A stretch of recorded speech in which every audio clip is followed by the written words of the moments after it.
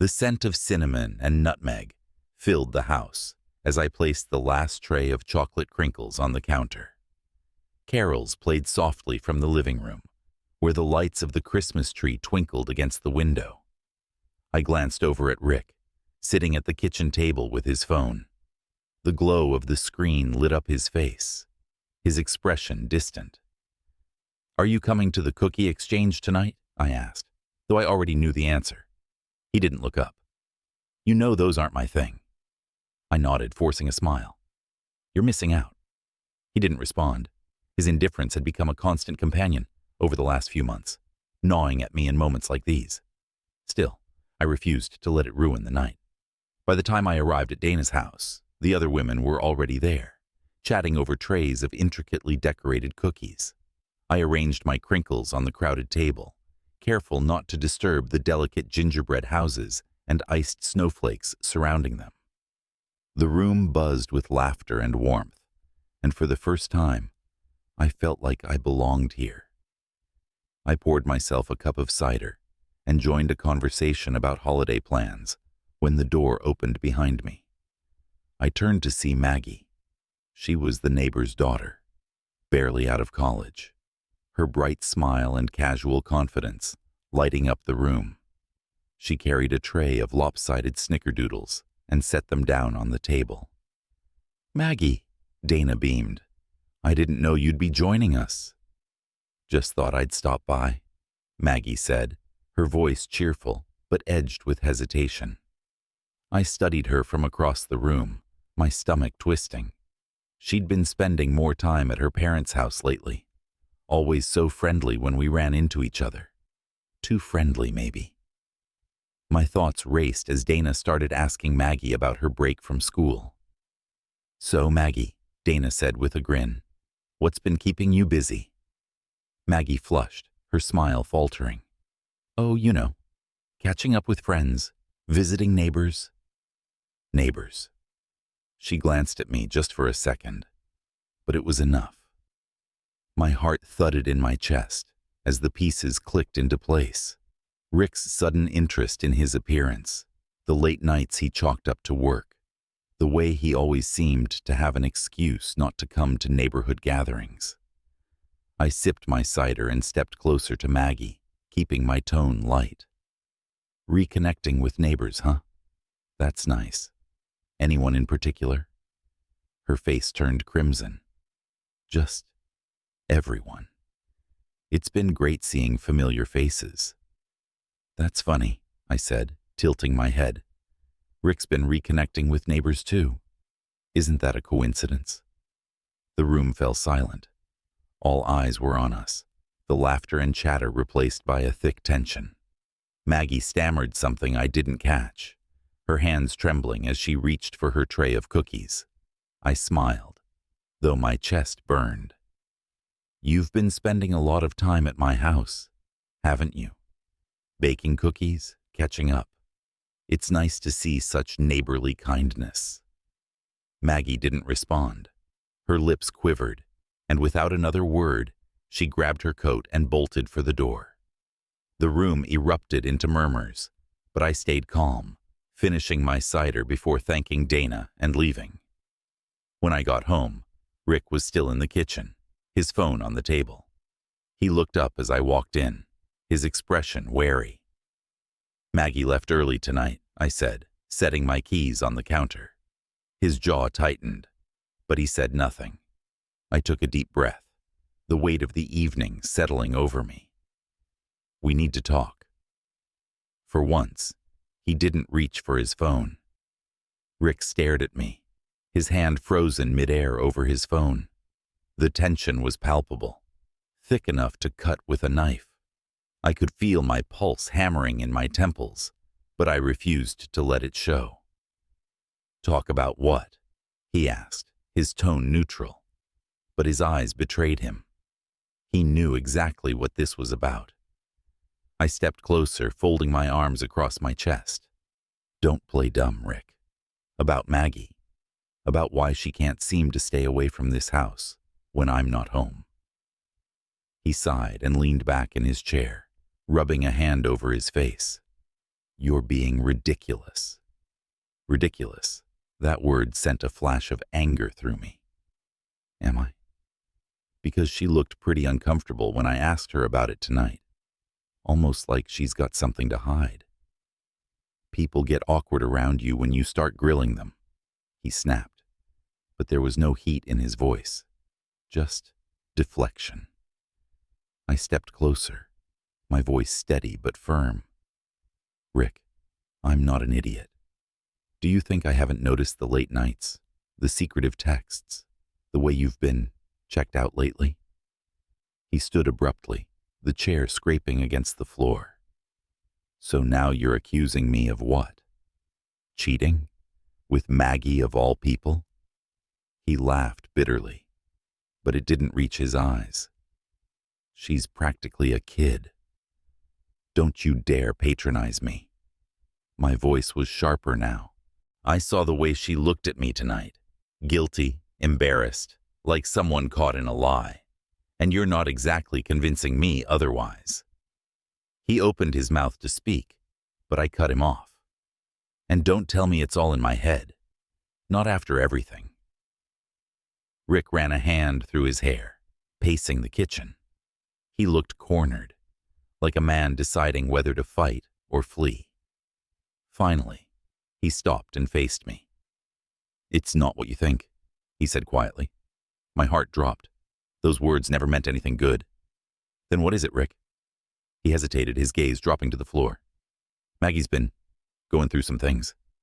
She needed someone to talk to, someone outside her family. That's all. That's all? I echoed, disbelief dripping from my voice. And what? You couldn't tell me about this? You had to meet her in secret. Keep it from me. Do you even hear yourself right now? I didn't think you'd understand, he shouted, slamming his fist on the counter. God, every time I try to explain something to you, you just twist it into something else. I flinched, but held my ground. Don't you dare turn this around on me. I didn't ask for you to keep secrets, and I sure as hell didn't ask for Maggie to sneak into our lives. So what is it, Rick? What aren't you telling me? His silence was deafening. He couldn't even look at me. I felt the ground shift beneath me, my worst suspicions inching closer to reality. My voice dropped to a whisper. Is there something going on between you two? He hesitated, and that single moment of hesitation was louder than any confession.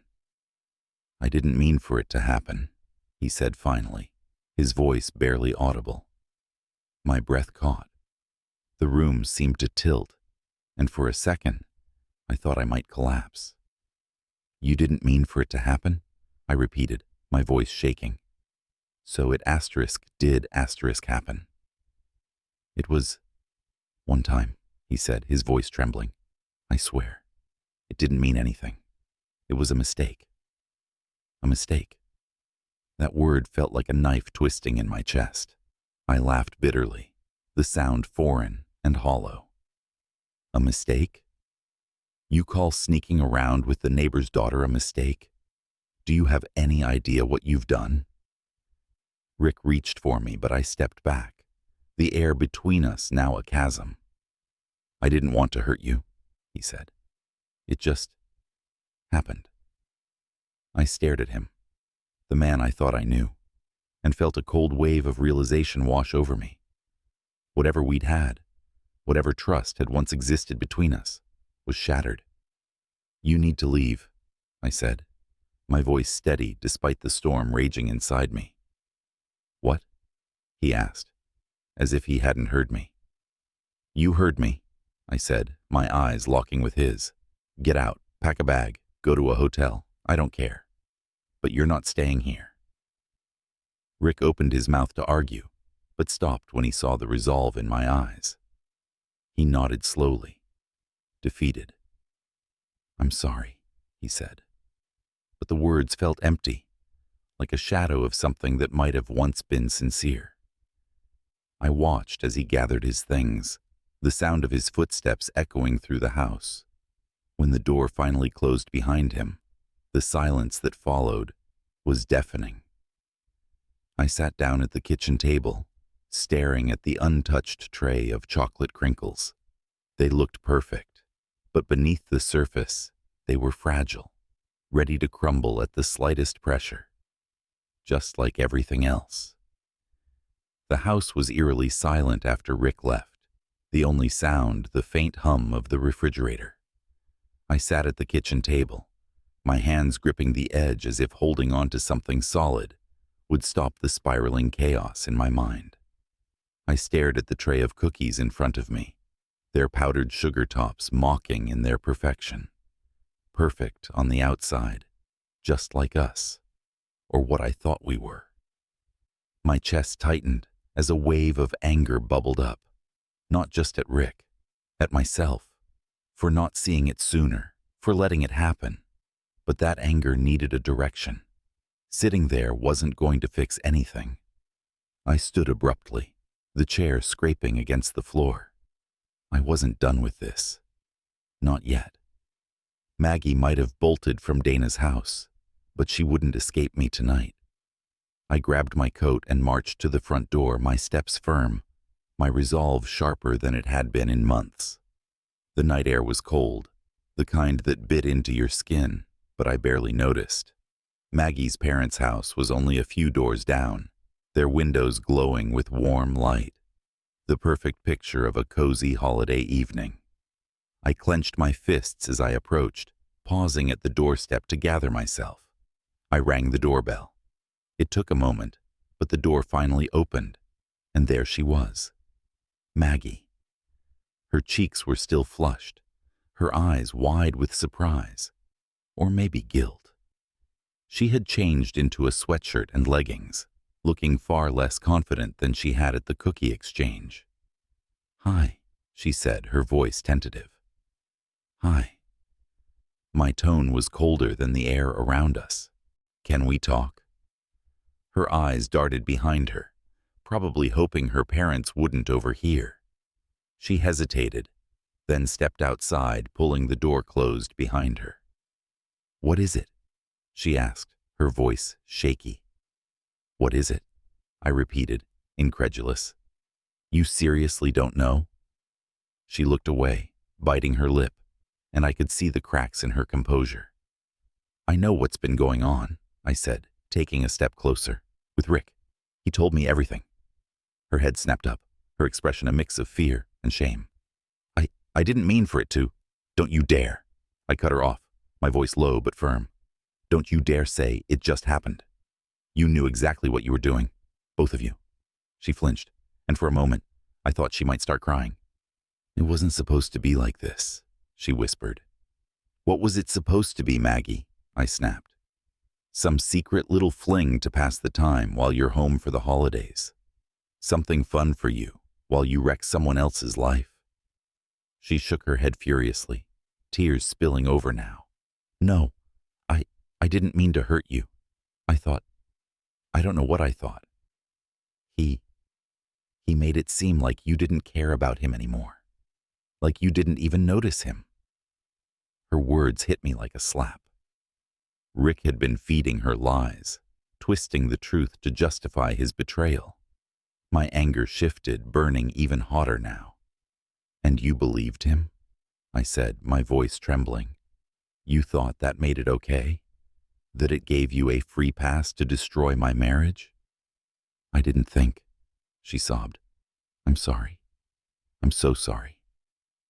I stood there, staring at her, feeling nothing but a cold emptiness. Her apologies meant nothing. Her tears wouldn't fix what she'd done. "You should be sorry," I said finally, my voice flat. "But sorry doesn't change what you've done. I trusted you. I let you into my home, and this is how you repay me?" She didn't respond, just stood there crying softly, her breath visible in the frosty air. I took a step back, the weight of the evening settling on me. "You'll be gone soon anyway," I said, my voice distant. "Back to college, back to your life. But don't think for a second I'll forget this." She nodded weakly, wiping her eyes. "I'll stay away. I promise." "Good," I said. turning on my heel and walking away without another word. When I got back home, the silence was heavier this time, the kind that pressed down on you, wrapping around your chest like a vice. I stood in the entryway, staring at the spot where Rick's shoes used to sit, the emptiness taunting me. I didn't cry. Not yet. Instead, I walked to the kitchen, picked up the tray of chocolate crinkles, and dumped them into the trash. Then I poured myself a glass of wine and sat at the table, staring at the darkened window. Tomorrow, I'd start figuring out what came next, how to rebuild, how to move forward. But tonight, I let the weight of everything settle over me. The betrayal, the lies, the shattering of a life I thought I knew. Tomorrow, I'd be stronger. But not tonight. The morning brought no relief, only a dull ache where anger had burned the night before. I sat at the kitchen table, staring at the empty space where Rick's chair used to be. His absence was louder than I expected, a reminder of everything that had unraveled in just a few hours. The neighborhood was still quiet, blanketed in the hush of a winter morning. I wrapped my hands around a mug of coffee, the warmth steadying me. The question lingered in my mind like a bad aftertaste. What now? The knock at the door startled me. I froze, the mug trembling slightly in my hands. No one ever came by this early. For a brief, irrational moment, I thought it might be Rick. But when I opened the door, I found Dana standing on the porch. Her coat was buttoned tightly against the cold, and her face was pinched with concern. In her hands was a tin of cookies, probably leftovers from last night's exchange. "Hi," she said softly. "I hope I'm not bothering you." I shook my head, stepping aside to let her in. She walked to the kitchen, setting the tin on the counter without a word. "I heard what happened," she said finally, her eyes meeting mine. Of course she had. Gossip traveled faster than the flu in this neighborhood. I braced myself for pity, for empty platitudes about how things happen for a reason, or time heals all wounds. But Dana surprised me. "That girl has been trouble since the day she came back," she said, her tone sharp. "I don't know what her parents have been thinking, letting her run wild like that."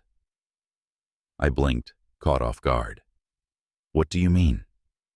Dana sighed, pulling out a chair and sitting down across from me. "You're not the first one she's meddled with," she said, leaning in like she was sharing a secret. "Last year, when she was home for spring break, there were rumors. Another married man, someone from a few streets over. His wife packed up and left before anyone could figure out the details." My stomach churned. Why didn't anyone say anything? Dana shrugged, her expression a mix of frustration and resignation. What could we say? People don't want to believe their perfect little neighborhood isn't so perfect. And her parents, well, they've always been good at looking the other way. I leaned back in my chair, the weight of her words sinking in. Maggie's actions weren't a mistake or a moment of poor judgment. They were a pattern. "She's not the only one to blame," I said, my voice tight. "Rick, he made his choices too." Dana nodded, her eyes softening. "You're right, and I'm not excusing him. But I wanted you to know, you're not alone in this." I looked at her, the sincerity in her face breaking through the numbness I'd been clinging to. For the first time since this mess began, I felt a flicker of something I couldn't quite name. Not hope exactly, but the possibility of it. "Thank you," I said quietly. Dana smiled, standing and squeezing my shoulder before she left. "If you need anything, I'm right next door. Don't hesitate, okay?" After she was gone, I sat in the quiet again, her words echoing in my mind. Maggie wasn't some innocent girl who'd been manipulated. She was a predator, preying on cracks in people's lives and widening them into chasms. But Dana was right. Rick had made his choices, and now I had to make mine. I grabbed my phone and scrolled to Rick's number. My thumb hovered over the call button, but instead I opened the messages. I typed slowly, each word deliberate. You need to come by and get the rest of your things. I'll leave them on the porch. After that, I think it's best if we don't speak for a while. I need time to figure out what I want next. Take care.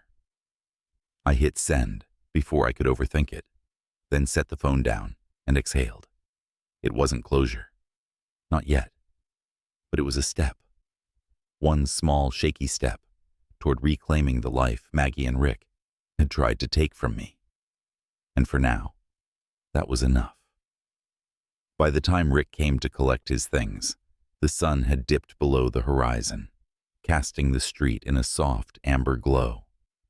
I had neatly packed his belongings into a couple of boxes and left them on the porch, just as I'd said I would.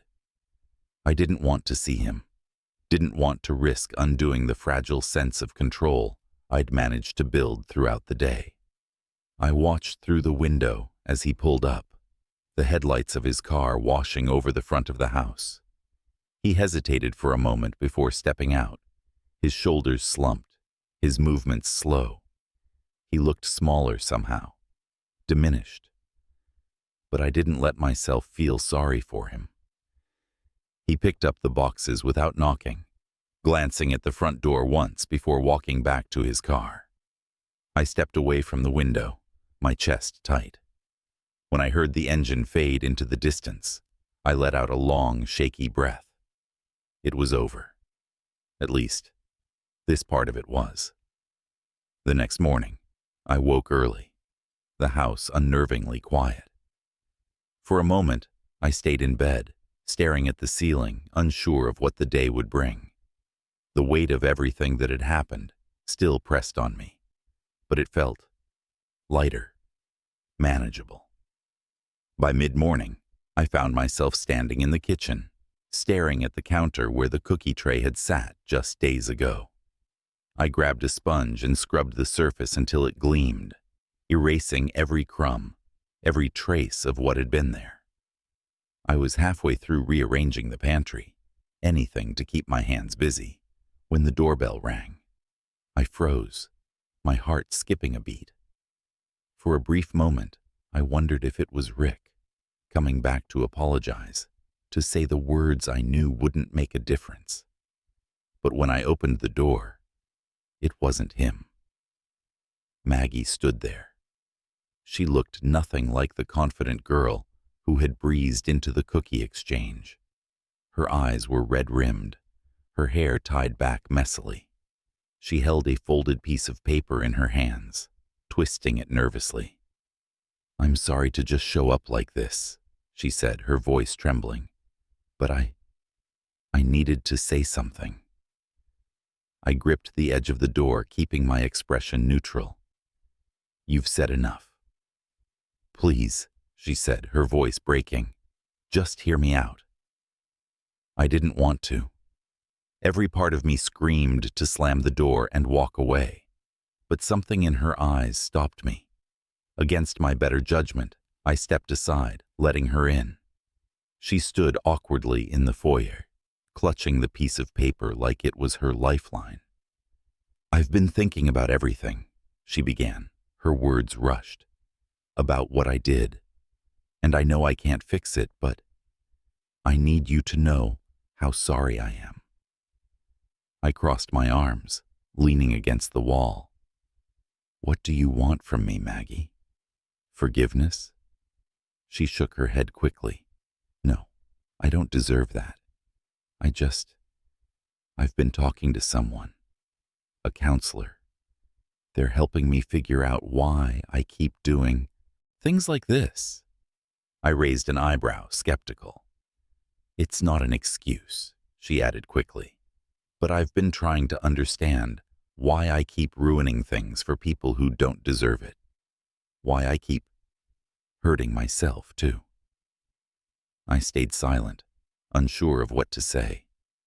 She held out the folded paper, her hands shaking. "I wrote this for you. It's not much, but I needed to put it into words. I hesitated, then took the paper. She waited, watching me with a mixture of fear and hope. I unfolded it and read, my eyes scanning the uneven handwriting. It wasn't eloquent, but it was raw, honest. She admitted her mistakes, her selfishness, her inability to confront her own pain in healthier ways. She didn't ask for my forgiveness, only for a chance to be better. When I finished, I looked up at her. She seemed smaller, her bravado stripped away. For the first time, I saw her for what she was, not a villain, but a deeply flawed, broken person trying to find her way. I don't know what you expect me to do with this, I said finally. She nodded, tears spilling down her cheeks. I don't expect anything. I just needed to say it. I let out a long breath, folding the paper and setting it on the table. Maggie, I don't hate you. I'm angry. Yes. And I'll probably be angry for a long time. But hating you won't fix anything. Her shoulders sagged with relief, though I didn't offer her a smile or any further comfort. Thank you, she whispered. She turned to leave, and I didn't stop her. The door closed softly behind her, and I was alone again. I stared at the folded paper for a long time before finally tucking it into the back of a drawer. Maybe I'd revisit it one day, or maybe I wouldn't. For now, it was enough to know that, like me, Maggie would have to live with the consequences of her choices, and that, perhaps, was punishment enough.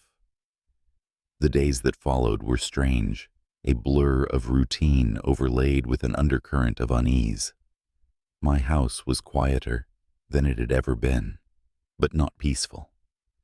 The silence was heavy, filled with memories and echoes of arguments, laughter, and all the things that had defined my life with Rick. I spent my mornings cleaning and rearranging, as if shifting furniture or organizing closets could help me regain control over the chaos in my mind. Afternoons were for walks around the neighborhood, passing houses that now seemed different, even though they hadn't changed. The people hadn't either, but their smiles felt forced, their greetings overly polite. Dana's words about Maggie's history with other families lingered in my head. I wondered how many of those smiling faces were hiding stories like mine. Rick, to his credit, stayed away. I hadn't heard from him since he picked up his things, and I wasn't sure if I felt relief or resentment. Probably both. The realization that the man I'd built my life around was now a stranger was a wound that wouldn't stop bleeding, no matter how tightly I tried to bandage it. On the third day after Maggie's visit, I found myself in the kitchen again, standing at the counter where the tray of cookies had once sat. This time, instead of staring blankly, I pulled out a mixing bowl. The act of baking was methodical, almost meditative. Measuring ingredients, sifting flour, whisking batter. It was something I could control, something that wouldn't betray me. I wasn't making chocolate crinkles this time. I chose a new recipe, one I'd never tried before. Almond shortbread. The smell of butter and toasted almonds filled the house, warm and inviting. For the first time in what felt like weeks, I smiled. A small, fleeting thing, but real. As the cookies cooled, I wrapped a dozen in parchment paper and placed them in a tin. I didn't know why I was doing it at first, but by the time I tied the tin with a piece of twine, I knew exactly where I was going. It wasn't far. Maggie's parents' house was just down the street, its exterior still adorned with cheerful Christmas lights. I hesitated on the porch, the tin in my hands suddenly feeling heavy. But before I could talk myself out of it, I rang the bell. This time, Maggie's mother answered. Her face lit up when she saw me, her surprise quickly turning to warmth. "Well, isn't this a nice surprise?" she said, stepping aside. Come in, come in." I hesitated, glancing past her into the house. Maggie wasn't in sight, and for a moment, I considered leaving. But then I took a deep breath and stepped inside. "I won't stay long," I said, holding out the tin. "I just wanted to drop these off." Her mother's eyes sparkled as she took the tin, her smile genuine. "Oh, thank you. That's so kind of you. Maggie will be thrilled." I stiffened slightly at her name, but forced a polite nod. "I hope you enjoy them." She opened the tin, inhaling the scent of the cookies. "You're such a sweetheart. I'll make sure Maggie knows you stopped by." I smiled faintly, murmuring a quick goodbye before stepping back out into the cold.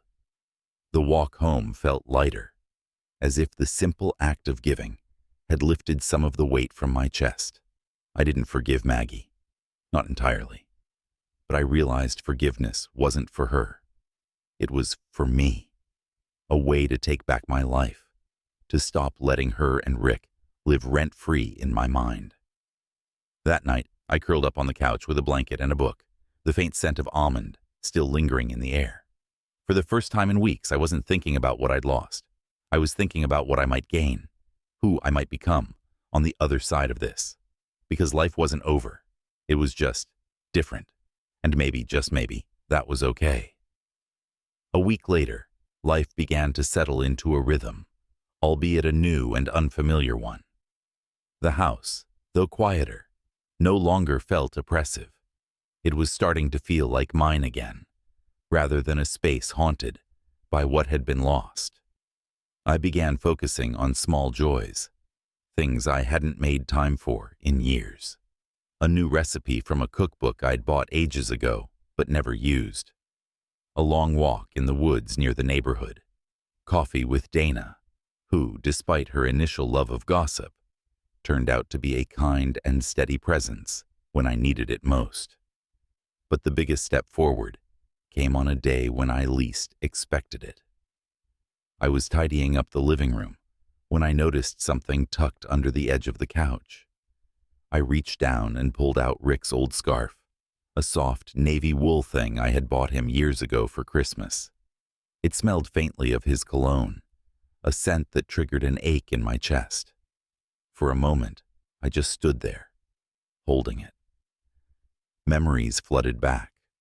Cold winter mornings, the way he'd loop it around his neck with a grin, the playful arguments about how I always tied it better than he did.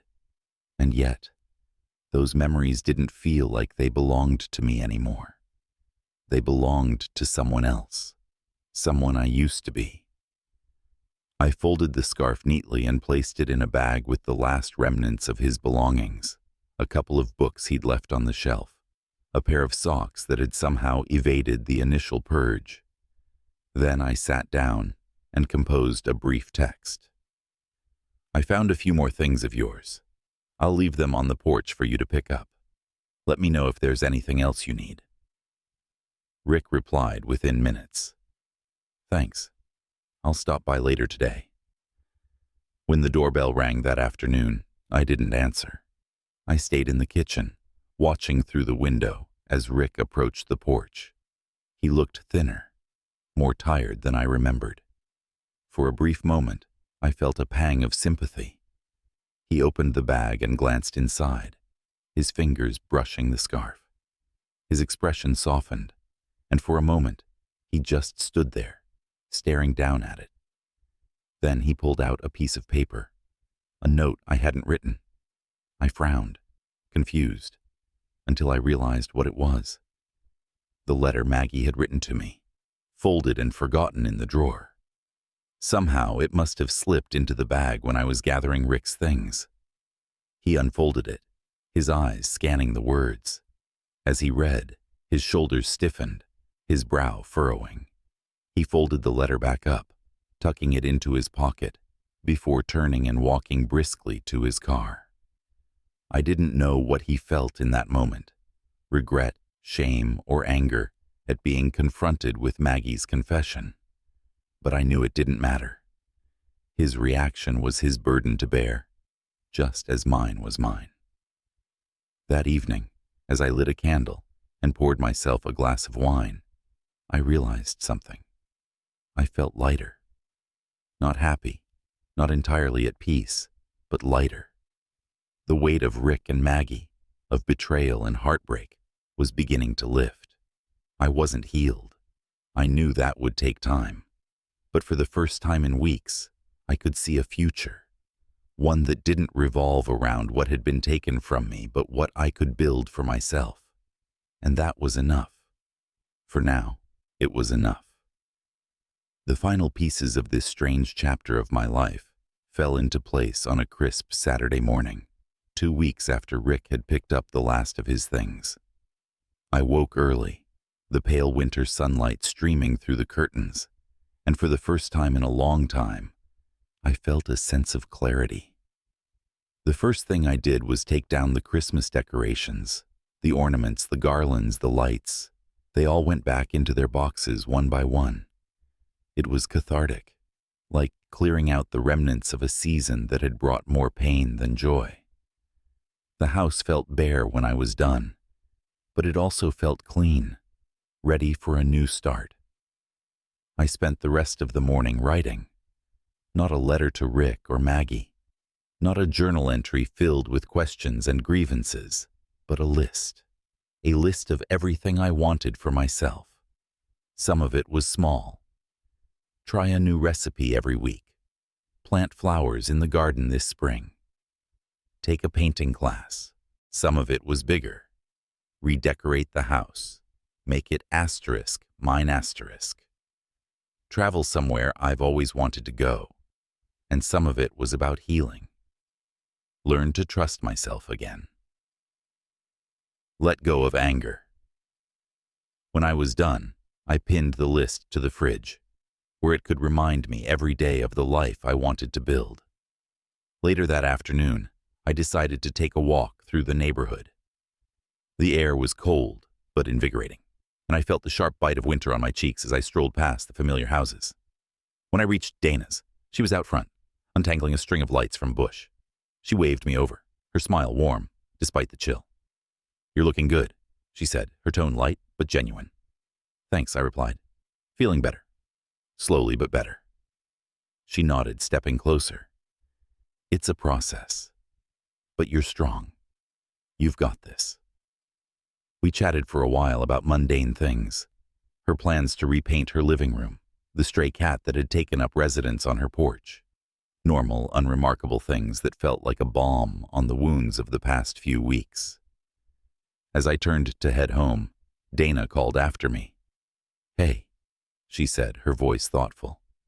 "You know, sometimes these things happen to make room for something better."